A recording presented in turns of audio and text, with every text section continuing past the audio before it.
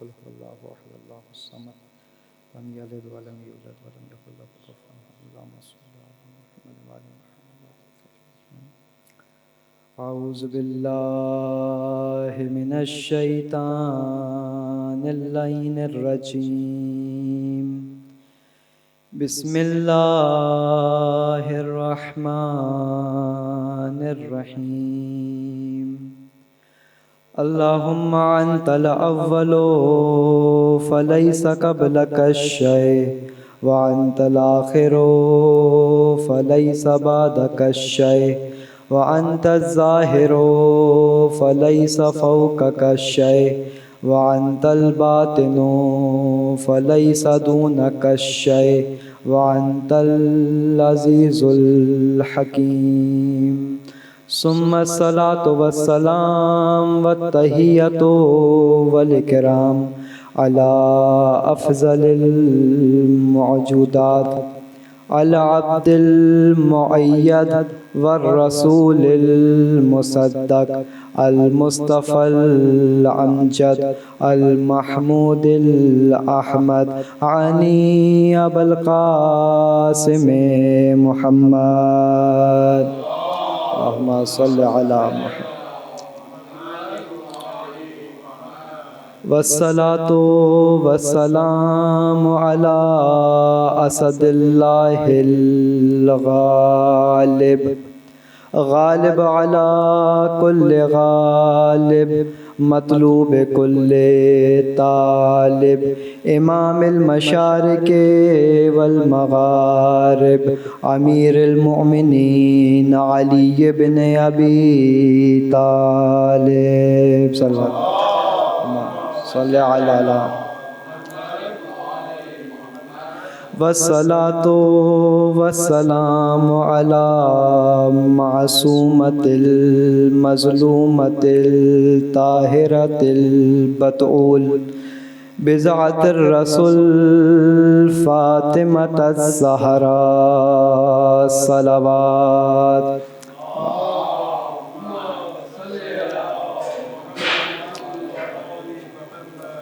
وعلى أهل بيته الطيبين الطاهرين المعصومين واللعنة الدائمة على أعدائهم أجمعين. أما بعد فقد قال الله سبحانه وتعالى في محكم كتابه المجيد وفرقانه الحميد وقولك الحق. بسم الله الرحمن الرحيم. قل فللہ الحجة البالغة فلو شاء لہداکم اجمعین. صلوات پڑھتے محمد وآل محمد.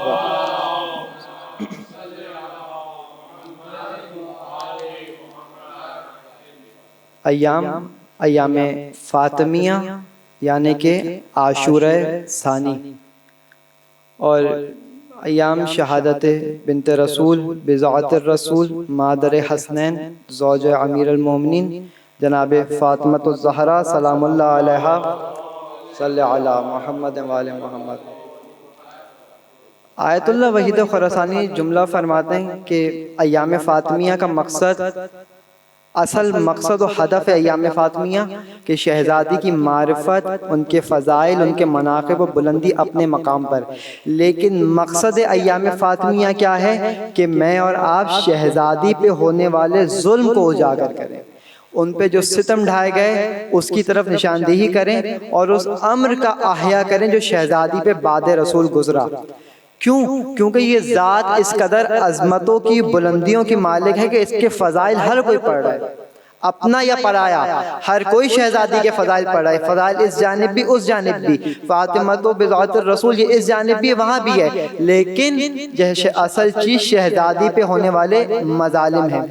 میں نے اس 3 روزہ مجالس عزا کے لیے سورہ انعام کی 139ویں آیت قرار دیا، جس میں پروردگار عالم کہہ رہا ہے قل اے حبیب کہہ دیجئے اللہ الحجت البالغہ فللہ الحجت البالغہ، اللہ کے لیے ہے حجت بالغہ ہے، یعنی غالب حجت فقط اللہ کے لیے ہے. وَلَوْ شَاءَ أَحَدَكُمْ أَجْمَعِينَ، اگر وہ چاہتا تو سب کو ان تمام لوگوں کو ہدایت دے دیتا. اب اسی آیت کے زیر میں 3 روزہ گفتگو جناب سیدہ کی ولایت کے اوپر، حجیت جناب سیدہ کے اوپر بات کی جائے گی۔ کیا مطلب حجیت جناب سیدہ؟ یعنی ولایت جناب سیدہ، اور آسان کر دوں تو وہ اختیارات جو جناب سیدہ کو حاصل ہیں۔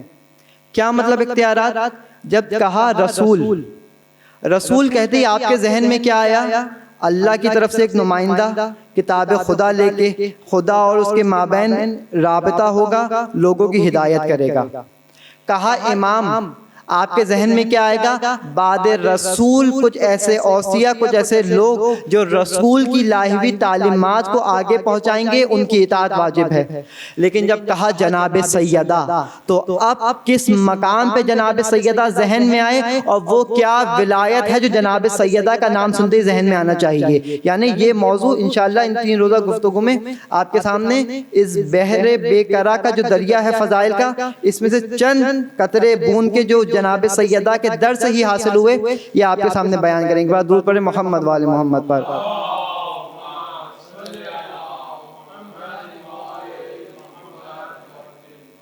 دیکھیں، جب کسی شخصیت کی معرفت کی بات کی جائے تو دنیاوی اعتبار سے اس کو دیکھتے ہیں کہ اس بندے نے اس دنیا کی درسگاہ سے کہاں سے علم حاصل کیا، اور جس درسگاہ تک وہ علم حاصل کر چکا ہے اسی کے مناسبت سے اس کی بلندی کا اندازہ لگایا جاتا ہے۔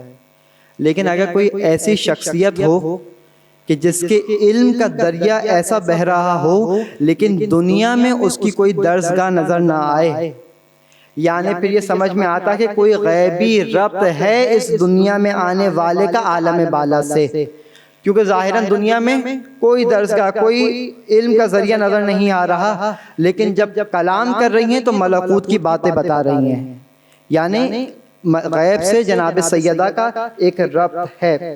اب جب کہا کہ غیب سے ایک ربط ہے، جس طریقے سے خدا کی معرفت انسانی ذہن میں نہیں آ سکتی، اسی طریقے سے امیر المومنین اور جناب سیدہ کی معرفت بھی ذہن میں نہیں آ سکتی۔ تو کیا مطلب؟ نعوذ باللہ خدا کے مقابلے میں، لیکن نہیں، یعنی کہ یہ ہستیاں وہ ہیں کہ جو کمالات میں اللہ کا مظہر ہے۔ اس جملے کو یاد رکھیے گا، پوری مجلس آج یہیں سے آگے، کمالات میں اللہ کے کمالات کا مظہر ہے۔ کیا مطلب مظہر ہے؟ اب جب بھی بائیوگرافی لکھی جاتی ہے، سب سے پہلی چیز جو انسان کا آتا ہے وہ ہوتا ہے نام۔ دیکھیں، میں اور آپ جب دنیا میں کسی بندے کا، خدا جس کے یہاں ولادت ہوتی ہے اور جو بے اولاد ہے، پروردگار عالم انہیں اولاد صالح عنایت فرمائے اور دنیا اور آخرت میں اس اولاد کو ان کے لیے ذریعہ خیر قرار دے۔ یہ جب دنیا میں کسی کے اولاد ہوتی ہے تو ہم نام رکھتے ہیں اہل بیت کے ناموں پر، اور یہی حدیث میں تاکید ہوئی۔ کیوں اہل بیت کے ناموں پہ نام رکھتے ہیں؟ تاکہ اہل بیت کی کمالات کی کچھ جھلکیاں اس بندے کے اندر نظر آئیں۔ ایک بندہ ہوا آپ کا نام عابد، یعنی کہ عبادت گزار ہو، متقی ہو، تقویٰ کرے، اس لیے ہم انشاءاللہ اس امید پہ کہ ہم نام رکھ رہے ہیں یہ جھلک اس میں نظر آئے گی۔ لیکن اگر اللہ کسی کا نام رکھے تو اب اللہ کا علم ہمارے جیسا نہیں ہے، بلکہ ازل سے لے کے ابد تک نہ اس کے علم میں کمی ہو سکتی ہے نہ کوئی زیادتی ہو سکتی ہے۔ یہ ہے خدا کا علم۔ اب اگر خدا کسی کا نام رکھے گا تو سوچیں کس معیار پہ، خدا کس نام پہ انتخاب کرتا ہے۔ خود چھٹے امام صادق آل محمد امام جعفر صادق، اللہم صلی علی مولا فرماتے ہیں لفاطمۃ تسعۃ اسماء عند اللہ عز وجل، جناب سیدہ کے خدا کے نزدیک 9 نام ہیں۔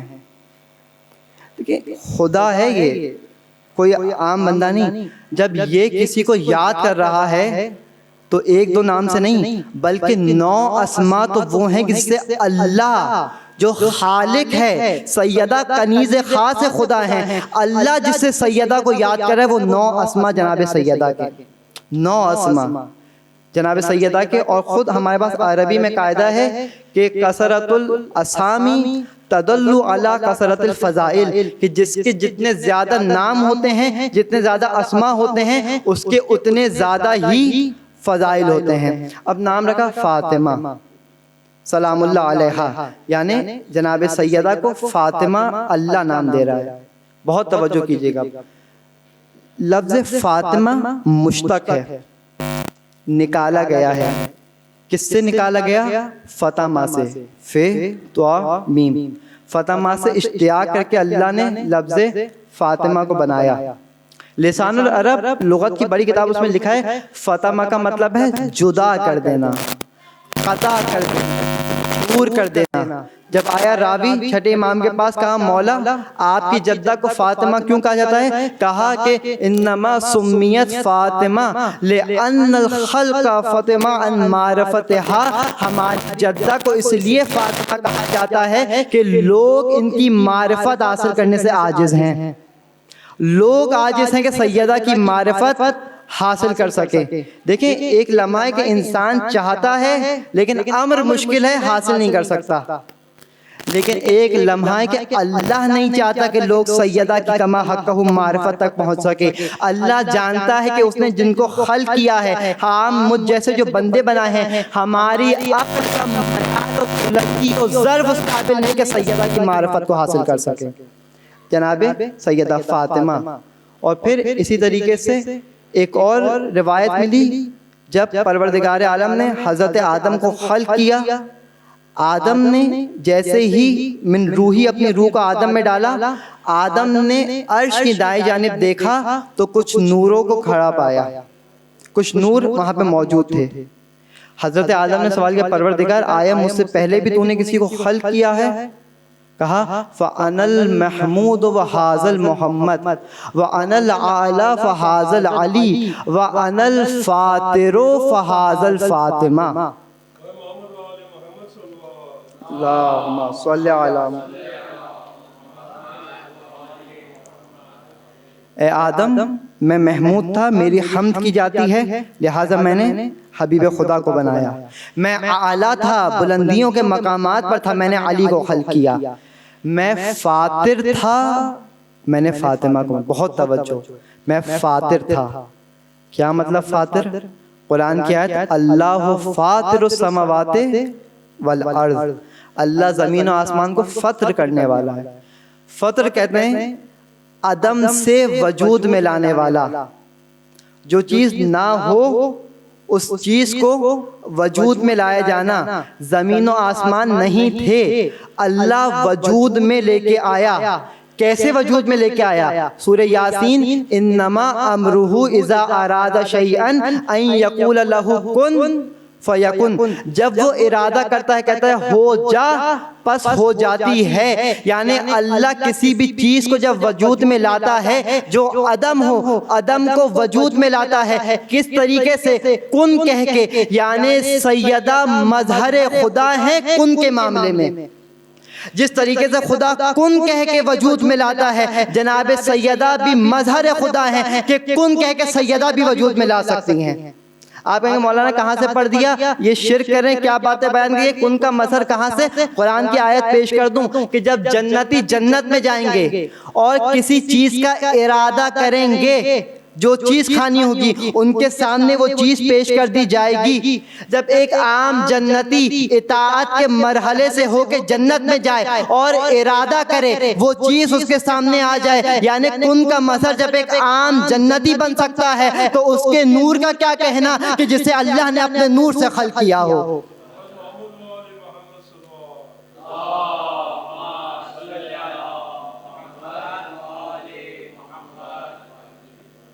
درود پڑھیں محمد وآل محمد۔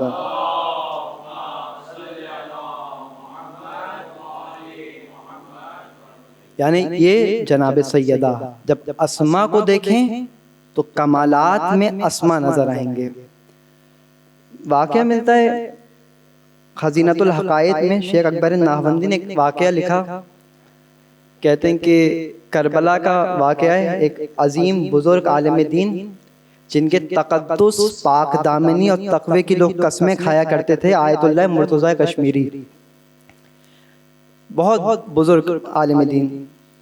رات کا وقت تھا، دروازے پہ دق الباب ہوا، ایک شاگرد دوڑتا ہوا آیا، کہا کہ کیا معاملہ ہے اس تاخیر میں، اس رات کو؟ کہا آغا مجھے مادر موسیٰ کا نام بتا دیں۔ اب بندہ نیند سے اٹھا ہے رات کے اس پہر اور آ کے سوال کیا، مجھے موسیٰ کی ماں کا نام بتا دیں۔ کہا یہ بتاؤ کہ تمہیں موسیٰ کی ماں کے نام سے کیا لینا دینا، اس وقت اس تاخیر میں اس رات کے پہر کو جناب موسیٰ کی والدہ کے نام سے تمہیں کیا لینا دینا۔ کہا آقا میں گھر سے باہر گیا تھا، جب میں نے قفل لگایا تالا لگایا تو چابی گھر کے اندر رہ گئی۔ ہم نے سنا ہے بزرگوں سے علماء سے کہ جب بند قفل پہ بند تالے پہ اگر مادر موسیٰ کا نام پڑھ دیا جائے تو بند تالا کھل جایا کرتا ہے۔ کہا اچھا یعنی کہ تمہارا مسئلہ مادر موسیٰ کے نام سے نہیں ہے، تمہارا لینا دینا تمہارے اس تالے سے ہے کہ جس کی وجہ سے تم گھر میں نہیں جا سکتے۔ کہا ٹھیک ہے مجھے لے کے چلو۔ اب کربلا اس وقت بہت چھوٹا ہوتا جس طرح اگر آج پورا بین الحرمین ہے، کربلا اتنا مختصر ہوا کرتا تھا۔ ایک بار لیے اور آقا کو لے کے اپنے دروازے پہ پہنچا۔ ایک بار آقا نے دروازے پہ ہاتھ رکھا، قفل پہ ہاتھ رکھا، کچھ کہا اور تالا کھل گیا۔ کہہ کے آقا والسلام جانے لگے۔ ایک بار کہا آقا آپ نے دروازہ کھول دیا، بہت شکریہ، بہت شکر گزار آپ کا، لیکن مادر موسیٰ کا نام مجھے بتاتے ہوئے جائیں تاکہ کل کو اگر مجھے ضرورت پیش آئے تو میں بھی ایک کام کر سکوں۔ کہا بندہ خدا جب مجھے خود نہیں معلوم تو میں تمہیں کہاں سے بتا دوں۔ آقا آپ سے جھوٹ کی نسبت سوچنا محال ہے، لیکن اگر آپ کو پتہ نہیں تھا تو آپ نے بند دروازے کو کھولا کیسے؟ کہا جیسے ہی تم نے کہا کہ اگر بند تالوں پہ موسیٰ کی ماں کا نام لے لیا جائے تو تالے کھل جاتے ہیں، میں نے ویسے ہی سوچا اگر موسیٰ کی ماں کے نام کی یہ تاثیر ہے تو میری جدہ فاطمہ زہرا کے نام کی کیا تاثیر ہوگی۔ بند تالے پہ اگر سیدہ کا نام لیا جائے، اور واللہ کتنی 25 حدیث کا خلاصہ اگر پیش کروں کہ فرض کیجئے کہ پروردگار عالم نے ایک کمرے میں نیکی کو، خیر کو، رزق کو، عبادت کو، تقوی کو، پاکیزگیوں کو، ہدایت کو، سب کو ایک کمرے میں بند کر دیا اور اس کمرے پہ ایک تالا لگا دیا۔ زہرا وہ چابی ہے کہ جس کے ذریعے سے آپ تمام چیزوں کو حاصل کر سکتے ہیں۔ جناب سیدہ کی ذات وہ ذات عظیم ہے۔ ایک بار درود پڑھے شہزادی کونین کی ذات پر۔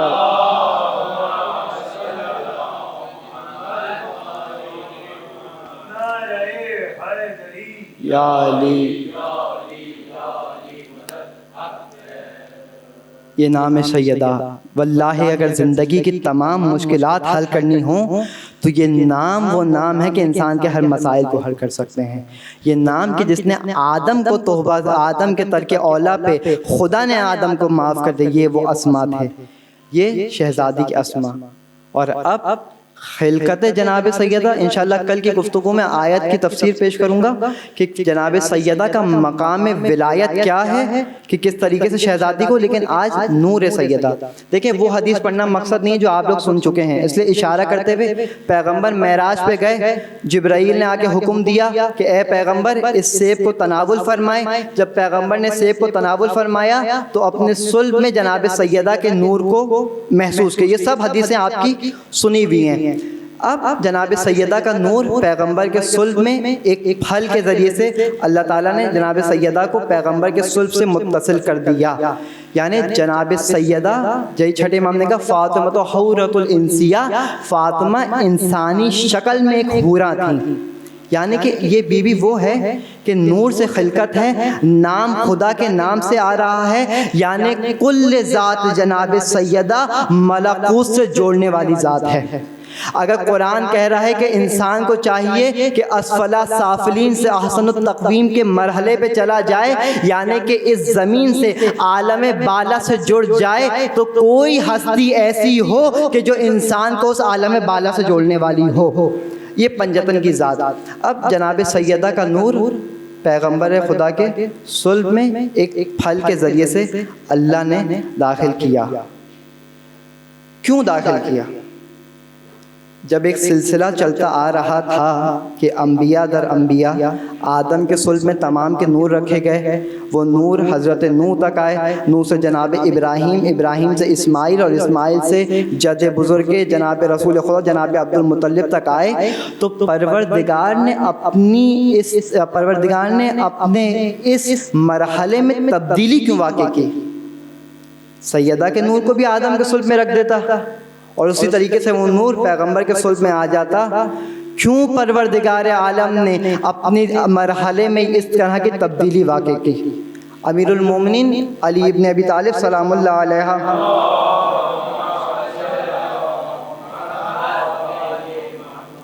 نہج البلاغہ کا خطبہ نمبر 94۔ اب جب آپ نے یہ خطبہ سنیں گے، دیکھیں علمی مجمع اور محرم الحرام کی مجلسوں نے مجھے اس طرح کی ہمت دی کہ آپ کے سامنے اس علمی موضوع کو بیان کر سکوں۔ نہج البلاغہ گھروں میں رکھنے کے لیے نہیں تھی، بلکہ معرفت حاصل کرنے والی کتاب تھی۔ وہ جو لسان اللہ ہے، جو اللہ کی زبان بن کے کلام کر رہا ہے، یعنی کہ وہ خدا کے رازوں کا پتہ دینے کے لیے دنیا میں آئے تھے۔ جب اس نہج البلاغہ کو پڑھیں گے تو معرفت کے شاید کچھ چھینٹے ہم پہ بھی آ جائیں۔ اب نہج البلاغہ میں امیر المومنین نے خطبہ دیا انبیاء کے نور کے اوپر۔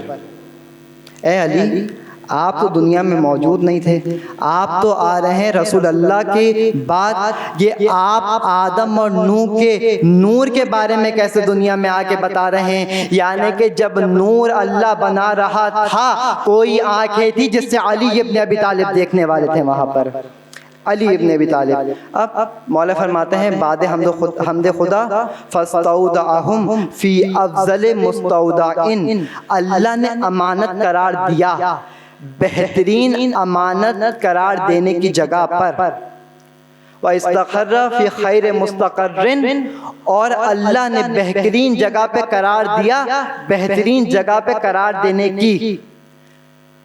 تناسقت کرائم الاسلاب الی مطہرۃ الارحام، اور یہ نور پاک صلبوں سے پاک رحموں میں منتقل ہوتے رہے۔ صلی اللہ علیہ یا امیر المومنین۔ اب اگر آپ کو جا کے جناب ابو طالب، جناب فاطمہ بنت اسد، جناب عبداللہ اور جناب آمنہ کی معرفت حاصل کرنی ہے تو یہ مسلمانوں کے 10-10 20-20 روپے کے رسالے چھوڑیں اور جائیں نہج البلاغہ پڑھیں، جہاں پہ مولا کہتے ہیں قرائم الاسلاب الی مطہرۃ الارحام، یہ نور پاکیزہ صلبوں سے پاکیزہ رحموں میں منتقل ہوتا رہا۔ یہ جناب عبداللہ اور جناب آمنہ میں، یعنی نور پہنچتا گیا حتی افضت کرامت اللہ الی محمد صلی اللہ علیہ وآلہ، درود پڑھیں محمد والے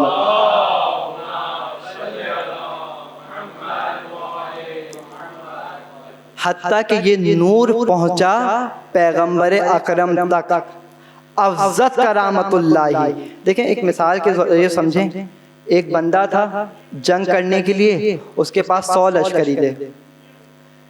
جب وہ پہلے بندے کو بھیجے گا تو تمام کے تمام اسلحے دے کے نہیں بھیجے گا، بلکہ ان اسلحوں میں سے کچھ دے کے بھیجے گا۔ جب دوسرے کو بھیجے گا پھر وہی مختصر تعداد میں، لیکن جب آخری فرد کو بھیج رہا ہوگا تو تمام تر اسلحے اس کے حوالے کر دے گا۔ کیوں؟ کیونکہ تم وہ آخری فرد ہو جو میری حفاظت کر سکتے ہو۔ حتی افضت کرامت اللہ، اللہ کی کرامت پہنچی حبیب خدا تک۔ کون حبیب خدا؟ کہ اب جس کے بعد کوئی نبی نہیں آنے والا، خاتم النبیین ہے۔ تمام تر رحمتوں کو، تمام تر فضائلوں کو، تمام تر عظمتوں کو، تمام تر علم کو خدا کے پاس سے لے کے اب جو آئے گا وہ حبیب خدا کی ذات ہوگی۔ حتی افضت کرامت اللہ الی محمد، یہ نور پہنچا محمد خدا تک۔ اب جب یہ نور پہنچا فخرج منہم افضل معادن من بطن، اللہ نے اس نور کو نکالا بہترین معادن سے، بہترین کان سے۔ کان سمجھتے ہیں جس طریقے سے کوئلے کی کان ہوتی ہے، نمک کی کان ہوتی ہے، اس نور کو نکالا بہترین کانوں سے۔ یعنی کہ اب جب یہ نور نکلا ہے، اب یہ بہت توجہ رکھیے، جب انبیاء آئے تو یہ معادن رحمت یہاں پہ تھی، حتی افضت کرامت اللہ ہے، لیکن جب پیغمبر آئے تو یہ تمام تر کرامتوں کے ساتھ بلندی کے مقام پہ پہنچ چکی تھی۔ پیغمبر کے آنے کے بعد اب کوئی مرحلہ نہیں تھا کہ جہاں پہ یہ نور کی رحمت، جہاں پہ رحمت معدن جاتی، پھر بھی اللہ نے جناب سیدہ کو اس معدن رحمت سے نہیں بھیجا۔ حبیب تحفہ اتنا اہمیت کا حامل ہے، انا اعطیناک الکوثر، اے حبیب تم معراج پہ ہمارے پاس آؤ، ہم براہ راست میں نور سید عطا کریں گے۔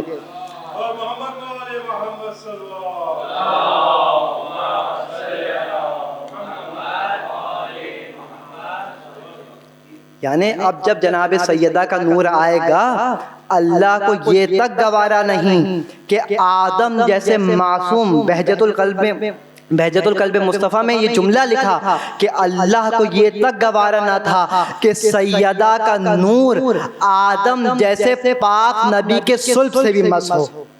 یہ نور جناب سیدہ تھا. براہ راست حبیب کو بلایا اور حبیب ہم تمہیں براہ راست سیدہ کا نور دیں گے. انا اعطیناک الکوثر، اے حبیب ہم نے آپ کو زہرا عطا کیا.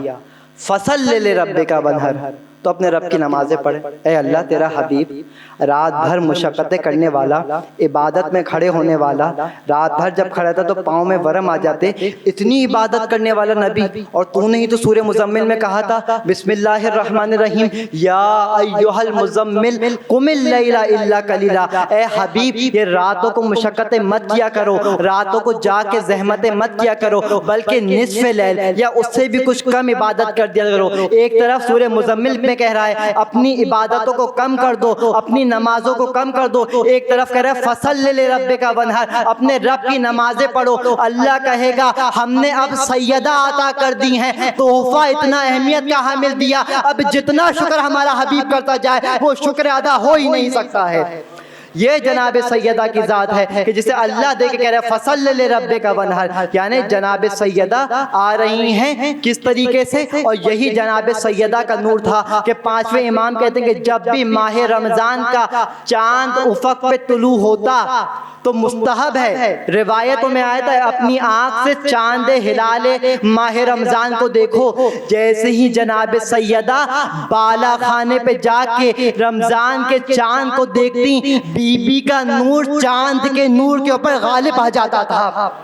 یعنی مدینے والے سیدہ کے نور کے سامنے ماہ رمضان کے چاند کو دیکھ سکتے تھے، جناب سیدہ کے نور پہ نہ دیکھ سکتے تھے. دیکھیں یہی حدیث قصہ میں کہا انی ما خلقت سماعا مبنیا ولا ارضا مدحیہا ولا قمرا منیرا، میں نے نہیں بنایا اس روشن چاند کو. تو چاند بھی جانتا ہے کہ جس کے صدقے میں مجھے خلق کیا ہے مجھے اس کے نور کے سامنے اپنی چمک کو ظاہر نہیں کرنا ہے.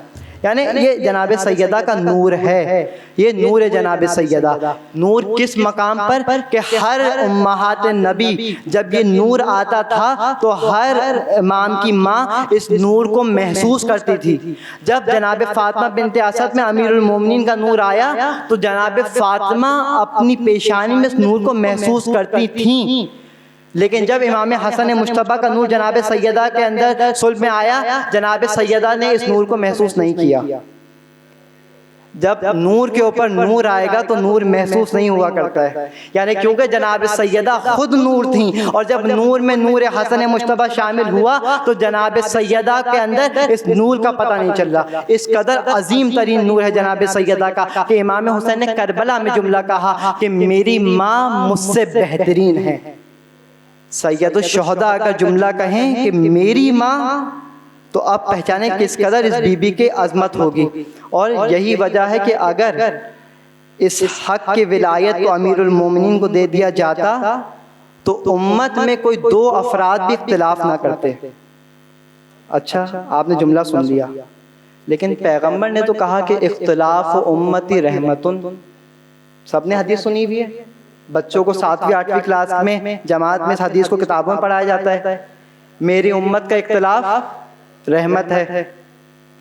یعنی جو چاہے اپنی سوچ کا غلبہ لا کے اسلام کے اوپر ڈال دے، جس کی مرضی آئے کچھ کہتا رہے، اور پیغمبر کہنے کہ اختلاف امتی رحمتن، میری امت کا اختلاف رحمت ہے. اس سے زیادہ جاہلانہ جملہ میں نے اپنی زندگی میں کبھی نہیں سنا. مطلب جس کی دین اس قدر وارث و یتیم ہو گیا کہ جس کی مرضی آئے جو آ کے کہہ دے اور رحمت بن جائے گا. اچھا مجالس المومنین میں شیخ جعفر شوشتری نے، مجالس المومنین شہید ثالث نے جعفر شوشتری نے مجالس المومنین میں لکھا کہ ہر چیز کی ایک ضد ہوتی ہے، دن کی رات، گرم کی ٹھنڈا. اگر امت کے اندر اختلاف رحمت ہے تو امت کا کسی چیز پہ جمع ہو جانا کیا زحمت ہے.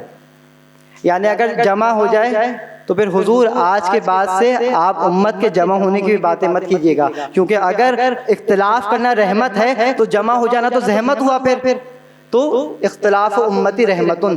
لیکن حدیث بالکل ٹھیک ہے، بالکل ٹھیک حدیث ہے. میں آپ سے کہہ رہا ہوں منابع حدیث میں جا کے دیکھیں، حدیث موجود ہے اختلاف امتی رحمتن، میری امت کا اختلاف رحمت ہے. اب یہی وجہ ہے کہ جب در علم کو چھوڑ دیں گے تو دامن میں اسی جہالت کے علاوہ کچھ آنے والا نہیں ہے۔ اختلاف، بہت توجہ رکھیے گا، اختلاف، یہ لفظ اختلاف ہم اردو میں استعمال کرتے ہیں، لیکن قرآن میں آیت آئی اختلاف اللیل والنہار، کیا مطلب؟ دن اور رات کا آپس میں جھگڑنا، اختلاف کرنا؟ نہیں، میں آنے نہیں دوں گی، میں تجھے نہیں آنے دینے والی۔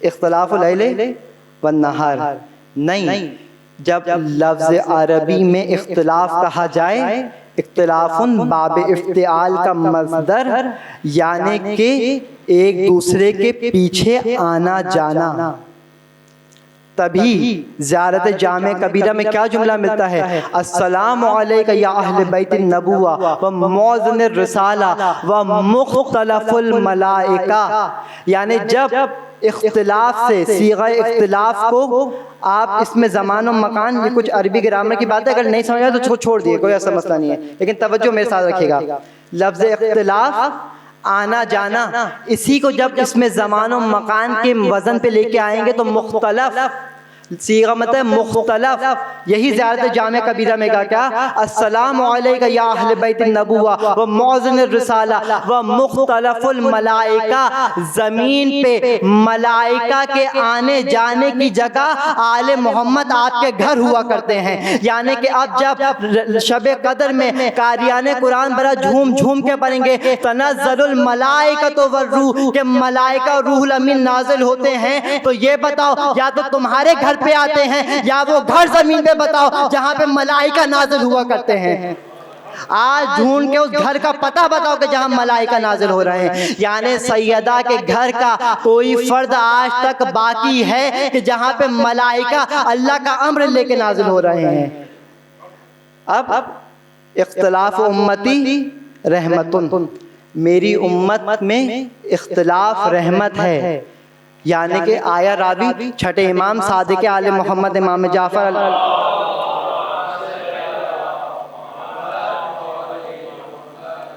حضور چاند نظر آ چکا ہے ایام جناب سیدہ کے، اور پیغمبر نے کہا یا فاطمہ من صلی علیکی غفر اللہ لہ والحقہ بحیث کنت من الجنہ، اے فاطمہ جو ایک مرتبہ آپ پہ درود بھیجے پروردگار عالم اس کے تمام گناہوں کو معاف کر دے گا اور جنت میں اسے میرے مقام کے ساتھ ملحق کر دے گا۔ یعنی اب سمجھ میں آ رہا ہے کہ سیدہ کے نام پہ درود بھیج کے آپ اپنے آپ کو مقام رسالت سے، ان کمالات رسالت کے مقام سے ملحق کرنے والے ہیں۔ تو جب سیدہ کا نام آئے تو یہ صلوات اس طریقے سے نہیں ہونی چاہیے، بلکہ ایک بار علوی اور حیدری صلوات پڑھیں، ایک بار درود پڑھیں محمد و آل محمد پر۔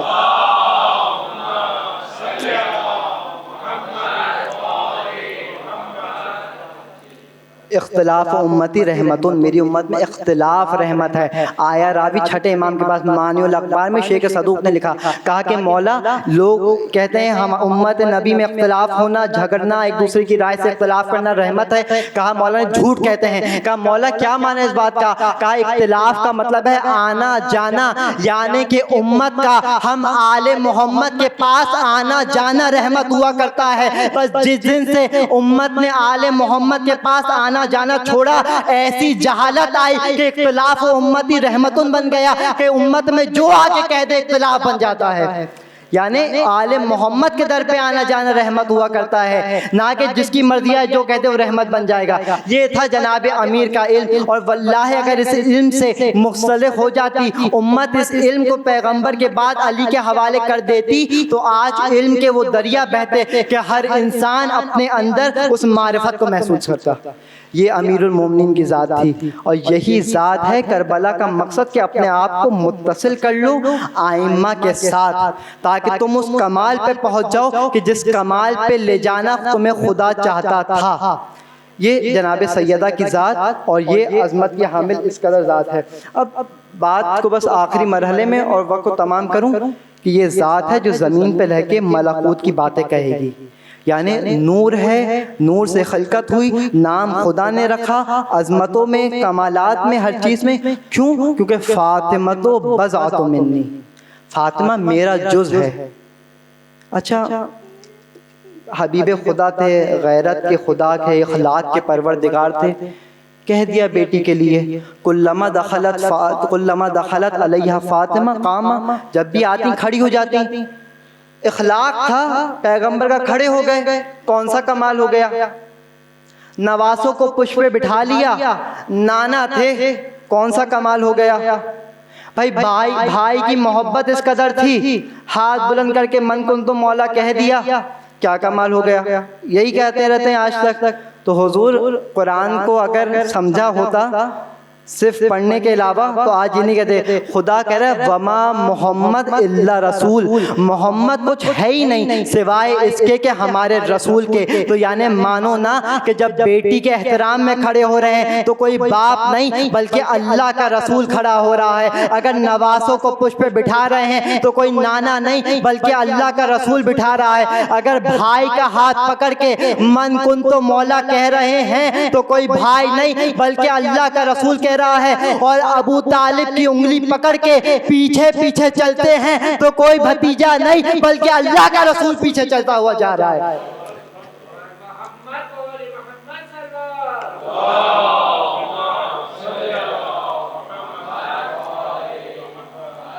اللہ کا رسول پیچھے چل رہا ہے ابو طالب کے. رسالت پیچھے چل رہی ہے. تم نے رسالت کو کہاں سے سمجھا؟ اگر رسالت تمہارے سمجھ میں آتی تو آج اہل بیت کے ساتھ یہ مقام. فاطمہ تو بضعۃ منی، فاطمہ میرا جز، فاطمہ میرا ٹکڑا. اور یہی سیدہ بذات رسول کلما دخلت علیہ فاطمہ، جب بھی شہزادی داخل ہوتی قام علیہ، پیغمبر کھڑے ہو جاتے. دیکھیں ہوتا ہے قام لہو، آپ آئے میں احترام میں کھڑا ہوا اور بیٹھ گیا. لیکن جب کیا کہا روایتوں میں، معجم الکبیر میں، اہل سنت کی کتاب ہے، ہماری روایتوں کو چھوڑیں، قام علیہ کھڑے ہوتے، دوڑ کے آگے بڑھتے تھے، فاطمہ زہرا کے ہاتھوں کا بوسہ لیتے. جس مجلس میں جس مقام پہ خود نبی بیٹھتے تھے اس مقام پہ سیدہ کو بٹھاتے تھے. آج وہ سیدہ بعد رسول کیا وقت آ گیا امت نے فاطمہ پہ کہ سیدہ عجیب کرب و مصائب کے عالم میں گزر رہی ہیں. جب دروازہ جلانے گھر پہ آئے ہیں نا یہ ملعون، تو شہزادی نے جملہ کہا کیا اس گھر کو بھی جلا دو گی جہاں پہ بنت رسول رہتی ہیں؟ میں کہوں گا بی بی کہہ دیتی حسنین کا گھر، کہہ دیتی علی مرتضیٰ کا گھر. جناب سیدہ نے کیا جملہ کہا؟ اس گھر کو جلاؤ گے کہ جہاں پہ رسول اللہ کی بیٹی رہا کرتی ہے. شہزادی جانتی تھیں یہ اس سیاہ قلب و ارادے سے آئے ہیں کہ اب رکنے والے نہیں ہیں، لیکن شاید میں فاطمہ بنت محمد کہہ دوں تو میرے نام کا لحاظ و پاس رکھ لیں، میرے نام کی تو اتنی حرمت رکھ لیں. ارے شہزادی آپ کو اپنے نام پہ کتنا ناز تھا، ارے کیوں ناز نہ ہو بنت رسول کو. یہی بھرا مدینہ تو تھا کہ جب فاطمہ آتی نبی جس کے احترام میں کھڑے ہو جاتے، لیکن نہ جانے بعد رسول سیدہ پہ کون سی مصیبت آ گئی کہ صبت علیہ مصائب لو انہا صبت علی الایام سن لیالیا. اے بابا آپ کے بعد آپ کی فاطمہ پہ وہ مصیبتیں آئی، اگر روشن دن پہ آتی تو رات کی تاریکی میں بدل جاتے. ارے ایک بات، باپ کا سایہ سر سے رخصت ہو گیا. ارے نبی جیسا باپ جس کا دنیا سے چلا جائے، ارے امت کو تو چاہیے تھا آ کے اسے پرسہ دیتی، آ کے سینے سے لگاتی. ارے کوئی عام شخص کا باپ نہیں دیا جو رحمت للعالمین تھا، جو اللہ کا آخری نبی تھا. آگے فاطمہ کو ایک بار بابا کا پرسہ دیتے، لیکن دروازے پہ آئے اور آ کے کہنے لگے اے سیدہ آپ کے دروازے کو آگ لگا دیں گے. نہ جانتے ہو بی بی نے کیا جملہ کہا؟ کیا اس گھر کو جلا دو گے جہاں بنت رسول ہے؟ ارے ملعون نے جواب میں کہا کہا فاطمہ یہ عورتوں جیسی باتیں مت کرو، علی کو باہر نکالو ورنہ ہم گھر کو آگ لگا دیں گے۔ ارے قرآن جس کی شان میں قصیدے پڑھتے رہے اس فاطمہ سے ایسے مخاطب ہوئے، حتیٰ کہ ایک بار دربار میں بلایا، نبی کی بیٹی دربار میں اپنی آنکھوں کے سامنے اپنے بابا کے مقام پہ ایک بار بی بی کے سامنے ایک بار اس سند کو پھاڑا، سند کے ٹکڑے ہاتھوں میں لیے، بنت رسول واپس گھر آئی۔ ارے لیکن جانتے ہو گھر نہیں گئی بلکہ بابا کی قبر پہ آئی اور مرثیہ پڑھا، اے یا بتا وَلَقَدْ بَقِيتَ، اے بابا آپ کے بعد وہ وقت آیا کہ سیدہ مدینہ کی گلی میں اپنے گھر کا پتہ بھول گئی۔ حسن مجتبیٰ ہاتھ پکڑ کے اپنی ماں کو گھر لے گئے۔ یہ مسائل سیدہ پہ، اے بی بی ابھی ابتدا ہے، کربلا میں آ کے دیکھے آپ کا حسین 3 دن کا بھوکا پیاسا خشک گلا کاٹا جائے۔ الا لعنت اللہ علی القوم الظالمین فسيعلم الذين ظلموا أي ينقلبون ماتم حسین۔